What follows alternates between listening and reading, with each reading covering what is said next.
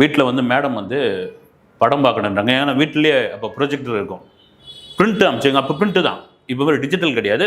Print ஒன்று அனுப்பிச்சு வைங்கன்னா அவர் கை காலெலாம் நடுங்கி போகுது. டக்குன்னு ரஜினிகாந்துக்கு ஃபோன் பண்ணுறாரு, கேஎஸ் ரவிக்குமாருக்கு ஃபோன் பண்ணுறாரு.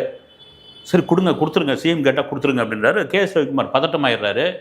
ஐயோயோ என்ன ஆகுமோ எதுவும் தெரியலையா, இந்த காட்சி பார்த்தாங்களா, என்ன எதுக்கு கேட்குறாங்கன்னு தெரியல. இந்த மீடியாவில் வேறு இப்படிலாம் எழுதிவிட்டாங்க. அப்போ இந்த இதெல்லாம் சேட்டலைட் மீடியாக்கெல்லாம் கம்மி, இந்த யூடியூப்லாம் கம்மி, பிரிண்ட் மீடியாவில் எல்லாரும் சொல்லி வச்ச மாதிரி எழுதுகிறாங்க அந்த பாயிண்ட்டை. ரஜினி மொத்தம் ரொம்ப கூலாக இருக்கார். சரி பார்க்கட்டும் அப்படின்றாரு. வந்து பார்த்து முடிக்கிறாங்க. எந்த ரிசல்ட்டும் தெரியல. கேஎஸ் ரவிக்குமார் ரொம்ப பதட்டமாகவே ஆகுது. பிரிண்ட்டு திரும்ப வந்துடுச்சு, தேட்டருக்கு வந்துடுச்சு. தேட்டர் மேனேஜர் மாரியப்பனுக்கு கேட்குறாரு, சார் ஒன்றிய சார் கூட்டம் எடுத்து போனாங்க, பார்த்தாங்க, படத்தை பிரிண்டர் தான் திருப்பி கொடுத்துட்டாங்க அப்படின்ற. ஒன்றுமே புரியல, யாரை கேட்குறதுன்னு தெரியல. ஏன்னா ஒரு சிஎம்ஐ போய் யாருக்கு போய்ட்டு கேட்க முடியும். வந்து நேராக போயஸ் கார்டனுக்கு போகிறாரு கேஎஸ் ரவிக்குமார். ரஜினிகாந்த் கூலாக உட்காந்துட்டு இருக்காரு. சார் இது மாதிரி சிஎம் தான் தெரியும் அப்படின்னு. என்ன ஆக போகுதுன்னு தெரியல சார். ஒன்றும் ஆகலை, படம் அவங்களுக்கு சூப்பராக பிடிச்சிருக்குதான். அதுவும் நீலாம்பரி கேரக்டர் அப்படி வந்து சிரிச்சு பார்த்துருக்காங்க அப்படின்னு. அப்போ தான் வந்து அப்படியே அடேப்பா வயிற்றில் பாலை வாத்திங்க சாமின்ற அளவுக்கு வந்து அவர் மாறி இருக்கார். படம் சூப்பர் ஹிட்டு, சக்க போட்டுக்கிட்டு இருக்கு. இது அப்படியே திருப்பினே கர்நாடகாவில். அப்போ வந்து ராஜ்குமார் உயிரோடு இருக்கார், கன்னட சூப்பர் ஸ்டார். அவருக்கு வந்து என்ன ஆகுது, இந்த படையப்பா படத்துடைய ரிசல்ட் தெரிய ஆரம்பிக்குது. அவர் ரஜினியை ரொம்ப பிடிக்கும், மொழியை தாண்டி இனத்தை தாண்டி ரஜினியை ரொம்ப பிடிக்கும்.